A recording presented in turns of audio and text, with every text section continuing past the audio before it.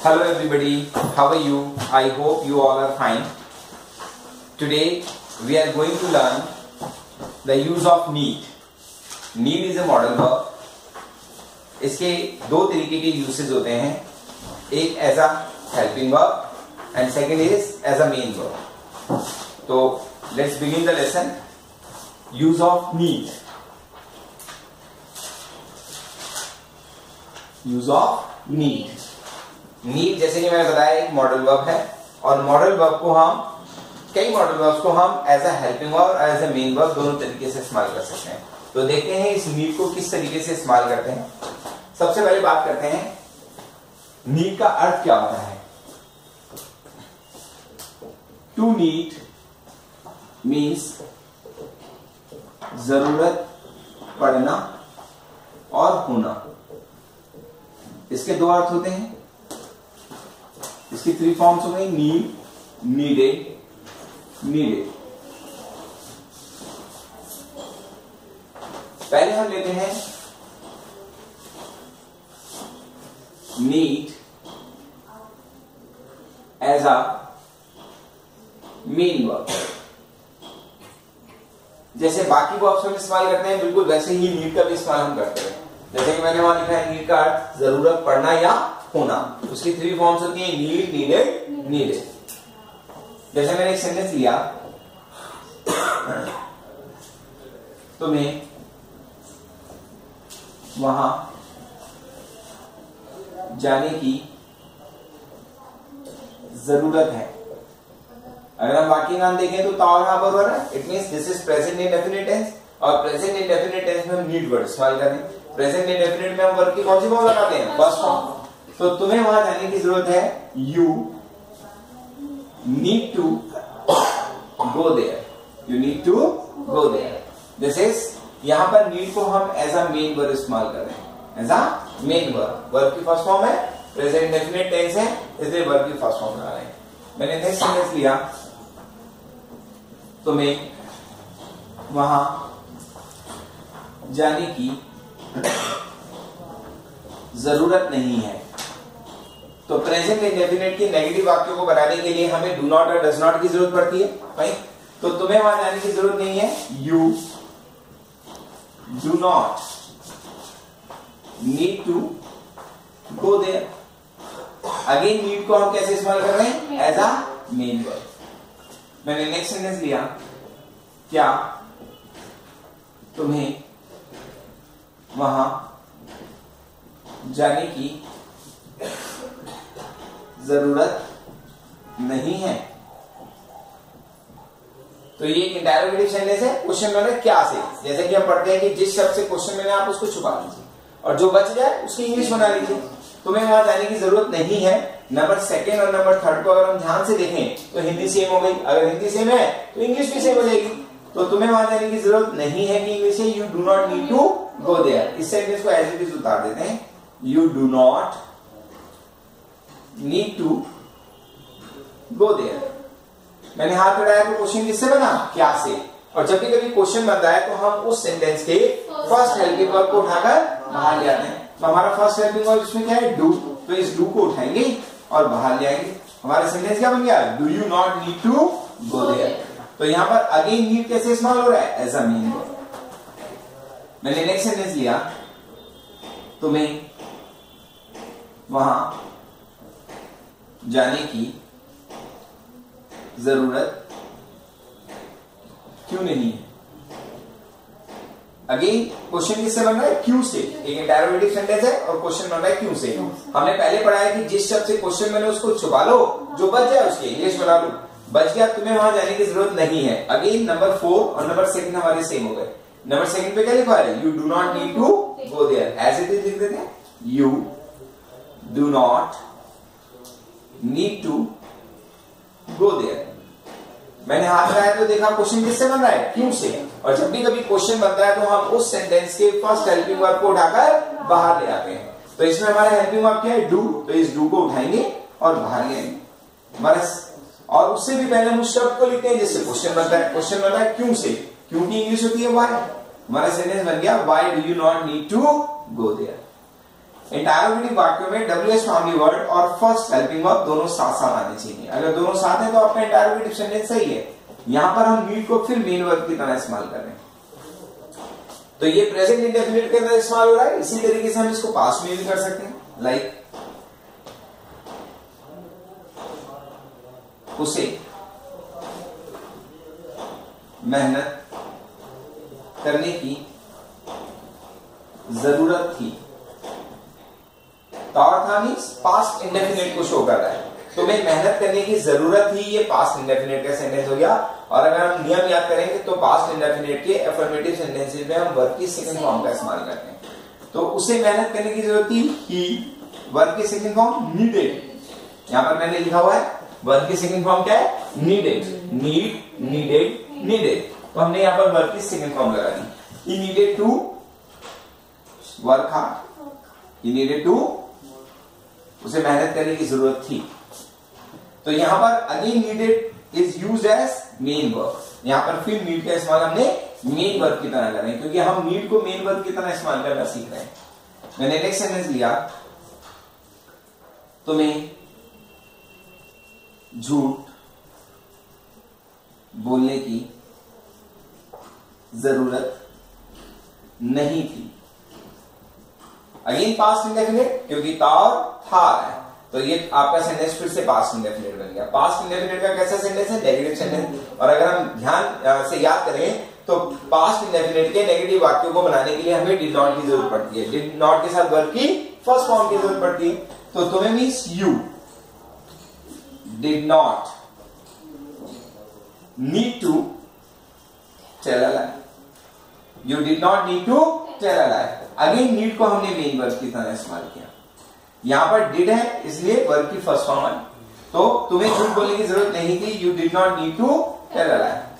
मैंने next sentence लिया, क्या तुम्हें झूठ बोलने की जरूरत नहीं थी। अगेन एक इंटरोगेटिव सेंटेंस है, और इंटरोगेटिव सेंटेंस में जिस शब्द से क्वेश्चन बने आप उसको छुपा दीजिए। जैसा कि हम पढ़ते आते हैं कि जिस शब्द से क्वेश्चन बने उसको छुपा लीजिए, जो बच जाए उसके इंग्लिश बना लीजिए। बच गया, तुम्हें झूठ बोलने की जरूरत नहीं थी, तो you did not, you did not need to tell a lie. मैंने हाथ बढ़ाया तो क्वेश्चन किससे बना, क्या से। जब भी कभी क्वेश्चन बनता है तो हम उस सेंटेंस के फर्स्ट हेल्पिंग वर्ब को उठाकर बाहर ले आते हैं, और इसमें हेल्पिंग वर्ब है डिड, तो इस डिड को उठाएंगे और बाहर ले आएंगे। हमारा सेंटेंस बन गया, did you not need to tell a lie, क्या तुम्हें झूठ बोलने की जरूरत नहीं थी। मैंने नेक्स्ट सेंटेंस लिया, उसे वहां जाने की जरूरत क्यों नहीं थी। अगेन इंटरोगेटिव सेंटेंस है, because sign of interrogation is there. Interrogative sentence है, जिस शब्द से क्वेश्चन बने उसको छुपा लीजिए, जो बच जाए उसकी इंग्लिश बना लीजिए। ये हमारी थ्योरी है, जैसे कि हमारे सेंटेंसेस की कंस्ट्रक्शन बिल्कुल सही हो जाए, इसलिए हम इस बात को फॉलो करते हैं कि जिस शब्द से क्वेश्चन बने उसको छुपा लीजिए, और जो बच जाए उसकी इंग्लिश बना लीजिए। बच गया, उसे वहां जाने की जरूरत नहीं थी, तो he did not need to go there. मैंने हाथ बढ़ाया तो देखा क्वेश्चन किससे बन रहा है, क्यों से। जैसे कि हम बोलते हैं जब भी कभी क्वेश्चन बनता है तो हम उस सेंटेंस के फर्स्ट हेल्पिंग वर्ब को उठाकर बाहर ले आते हैं। इसमें हेल्पिंग वर्ब है हमारा डिड, तो हमने इस डिड को उठाया और बाहर ले, और उससे भी पहले हम उस शब्द को लिखते हैं जिससे क्वेश्चन बनता है। क्वेश्चन किससे बन रहा है, क्यों से, क्योंकि इंग्लिश वाई। हमारा सेंटेंस फिर बन गया, why did he not need to go there, उसे वहां जाने की जरूरत क्यों नहीं थी। जैसे कि हम शुरू से पढ़ते आए कि इंटरोगेटिव वाक्य में WH फैमिली वर्ड और फर्स्ट हेल्पिंग वर्ब दोनों साथ साथ आने चाहिए। अगर दोनों साथ हैं तो आपका इंटरोगेटिव सेंटेंस बिल्कुल सही है। इसी तरीके से आप इसको फ्यूचर में भी इस्तेमाल कर सकते हैं। मैंने एक सेंटेंस ले लेते हैं, लाइक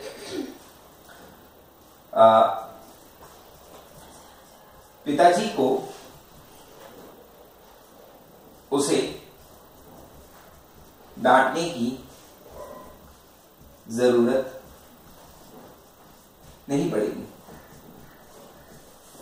तो वाक्य काम किस पर हो रहा है, गाली की, तो father will not need to scold him, father will not need to scold him. इसी तरीके से इसका नेगेटिव भी बन सकता है, क्या भी बन सकता है और क्यों भी बन सकता है। अगर आप ध्यान से देखें तो नीड का इस्तेमाल मेन वर्ब के रूप में प्रेजेंट इंडेफिनिट, पास्ट इंडेफिनिट और फ्यूचर इंडेफिनिट में हो रहा है। फाइन, यहां पर नीड को हम एज अ मेन वर्ब इस्तेमाल कर रहे हैं। और अगर आप थोड़ा सा ध्यान दें तो इसमें हम चारों तरह के वाक्य बना रहे हैं। हाँ में मीन्स एफर्मेटिव, ना में मीन्स नेगेटिव, क्या में और क्यों में मीन्स इंडायरेक्टिव। इट मीन्स नीड को जब हम मेन वर्ब के रूप में इस्तेमाल करते हैं तो चारों तरह के वाक्य बनते हैं। हाँ, ना, क्या एंड क्यों, चार तरह के वाक्य बनते हैं। इस क्यों की जगह पर बाकी WH1 वर्ड्स आ सकते हैं, तो हम इसको चार तरह के सेंटेंस बोलते हैं। हाँ, ना, क्या, क्यों। जब नीड को मेन वर्ब के रूप में इस्तेमाल करोगे तो आप चारों तरह के वाक्य बना सकते हो। यहां पर हमने लिखा भी है, ये एफर्मेटिव हो गया, ये नेगेटिव हो गया, ये क्या वाला हो गया और ये क्यों वाला हो गया। अगेन ये एफर्मेटिव हो गया, ये नेगेटिव हो गया, ये क्या वाला हो गया और ये क्यों वाला हो गया। अगेन ये फ्यूचर इंडेफिनिट के अंदर एफर्मेटिव हो गया, इसका नेगेटिव भी बन सकता है, क्या भी बन सकता है और क्यों भी बन सकता है। अब हमारे need as a helping verb, as a helping verb. अब हम नीड को हेल्पिंग वर्ब की तरह इस्तेमाल करेंगे, मगर इसका दायरा थोड़ा छोटा हो जाता है। Need as a helping verb या तो ना वाले वाक्यों में आ सकता है या क्या वाले वाक्यों में आ सकता है। सिर्फ दो वाक्यों में वैलिड है। यहां पर ना तो ये हाँ में बनेगा, ना ये क्यों में बनेगा। तो आपको समझने वाला पॉइंट क्या है कि आपके पास need as a helping verb का दायरा छोटा हो गया है, क्योंकि या तो वो नेगेटिव सेंटेंस बनाएगा या इंडायरेक्टिव में सिर्फ क्या वाला बनाएगा, क्यों वाला भी नहीं बनाएगा। फॉर एग्जाम्पल, मैंने एक सेंटेंस दिया, हम इसी का एक नेगेटिव सेंटेंस ले लेते हैं। तुम्हें वहां जाने की जरूरत नहीं है, तुम्हें वहां जाने की जरूरत नहीं है। ये एक नेगेटिव सेंटेंस है और नेगेटिव वाक्यों में नॉट हमेशा फर्स्ट हेल्पिंग वर्ब के बाद आता है। तो अब हम नीड को एज अ हेल्पिंग वर्ब इस्तेमाल करने वाले हैं। तो you need not go there, you need not go there. अगर आप ध्यान दें तो नीड नॉट कब आता है, फर्स्ट हेल्पिंग वर्ब के बाद। नीड के बाद नॉट आ रहा है, इट मींस नीड कैसे इस्तेमाल किया जा रहा है, एज अ हेल्पिंग वर्ब। तो you need not go there. आपको थोड़ा सा ये ध्यान रखना पड़ेगा कि जनरली लोग क्या करते हैं कि नीड नॉट टू कर देते हैं, like you need not to go there.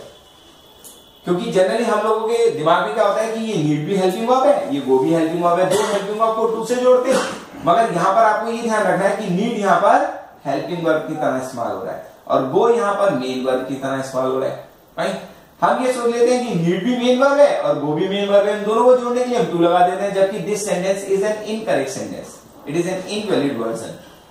तो ये गलत वर्जन है, ऐसे नहीं बोलना है आपने। आपका सेंटेंस सही क्या है, you need not go there, तुम्हें वहां जाने की जरूरत नहीं है, you need not go there.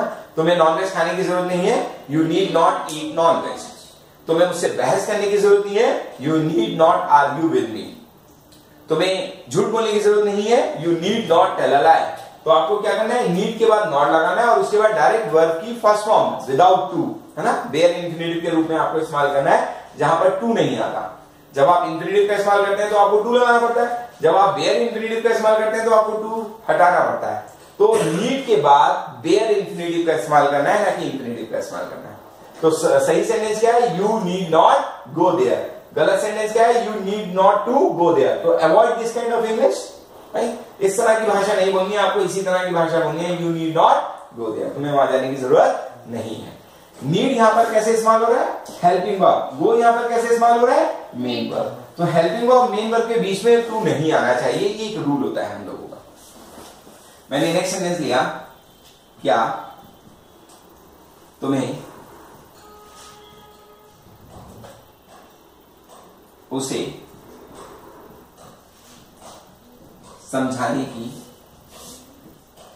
जरूरत नहीं है। क्वेश्चन की समझ है, क्या से जिस शब्द से क्वेश्चन मैंने उसको छुपा लो, जो बच जाए उसकी इंग्लिश में डालो। तुम्हें उसे समझाने की जरूरत नहीं है, you need not make him understand. मैंने हाथ अड़ाया तो क्वेश्चन किससे बना? क्या से। जब भी कभी क्वेश्चन बनता है तो हम उस सेंटेंस के फर्स्ट हेल्पिंग वर्ब को उठाकर बाहर ले आते हैं। इसमें हेल्पिंग वर्ब क्या है? नीड। तो इस नीड को उठाएंगे और बाहर ले आएंगे। हमारा सेंटेंस क्या बन गया? Need you not make him understand. यहां पर नीड कैसे इस्तेमाल हो रहा है? As a helping verb, as a helping verb. क्योंकि जब भी कभी बाहर आता है तो फर्स्ट हेल्पिंग वर्ब बाहर आता है। अगर नीड उठा के बाहर लाए तो ये हेल्पिंग वर्ब होगा तभी तो उठा के लाए। अगर ये मेन वर्ब होता तो हम कभी भी नहीं उठा के लाते। तो यहां पर हम नीड को किस तरह से इस्तेमाल कर रहे हैं? As a helping verb. तो ये सेंटेंस हो गया।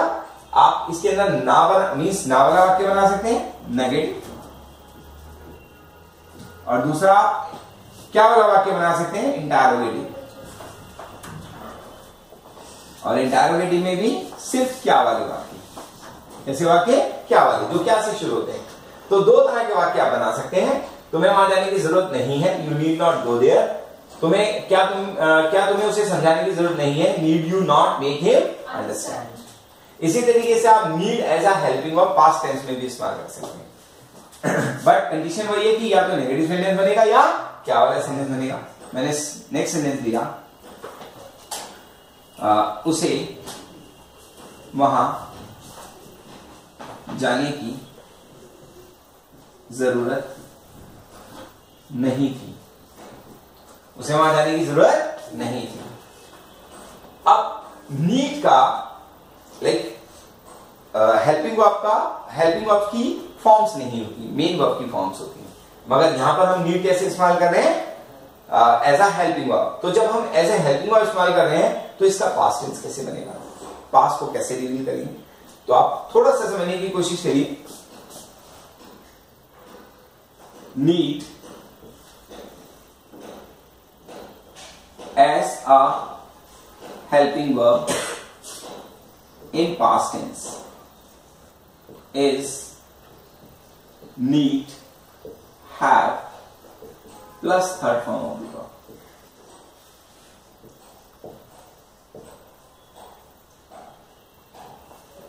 Need as a helping verb in past is need, have plus third form of the verb. Need का past मतलब एज अ हेल्पिंग वर्ब क्या होता है? नीड है होता है, नीडेड नहीं होता। नीडेड तो उसकी second form of the verb है, मेन वर्ब के रूप में। जब हम बात करते हैं हेल्पिंग वर्ब के रूप में तो नीड का as a helping verb past tense क्या होता है? नीड है।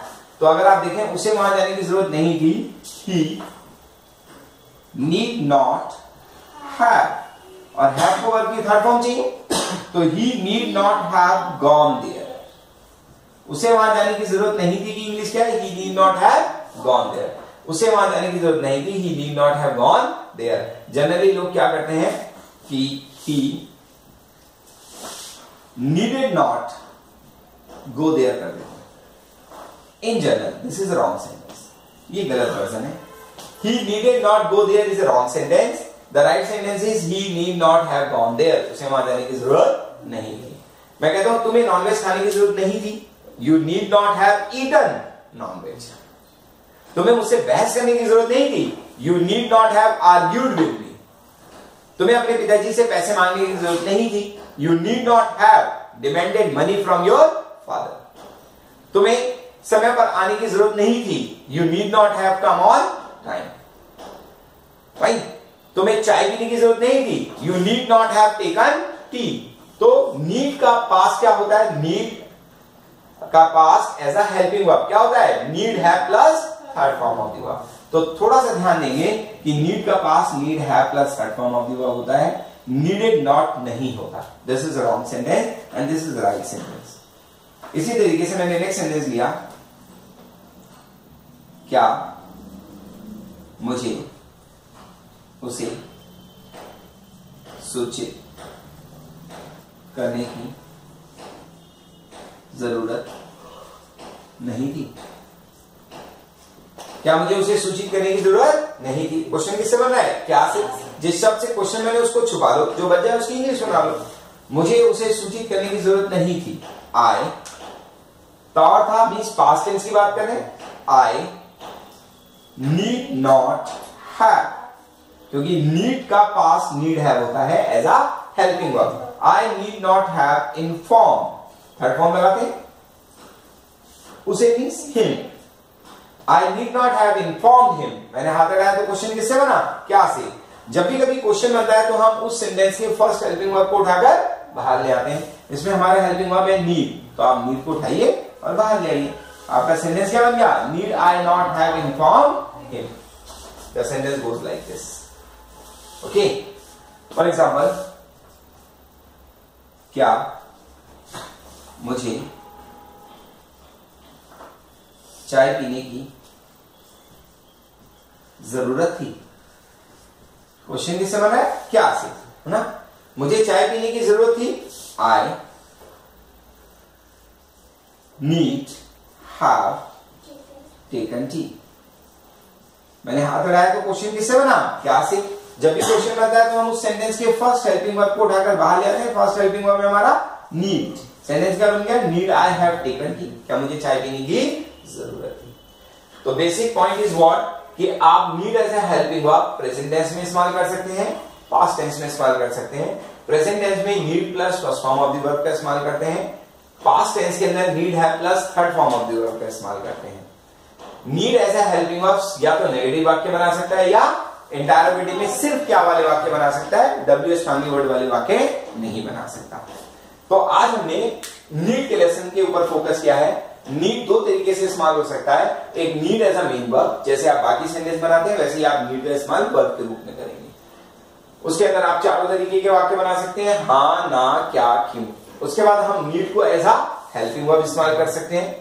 इसके अंदर आपका दायरा थोड़ा छोटा जाता है कि या तो आप नेगेटिव वाक्य बना सकते हैं या फिर इंटरोगेटिव में सिर्फ क्या वाले वाक्य बना सकते हैं। पहला पॉइंट। दूसरा पॉइंट कि जब आप नीड को प्रेजेंट टेंस के अंदर इस्तेमाल करते हैं तो need plus first form of the verb का इस्तेमाल किया जाता है, और जब नीड को एज अ हेल्पिंग वर्ब जब आप पास्ट टेंस में इस्तेमाल करते हैं तो need have plus third form of the verb का इस्तेमाल किया जाता है। I hope you all must have understood the use of need. Try to just watch this video again and again just to have the clear idea how to use the word of need. So it's all for the lesson. Thank you very much.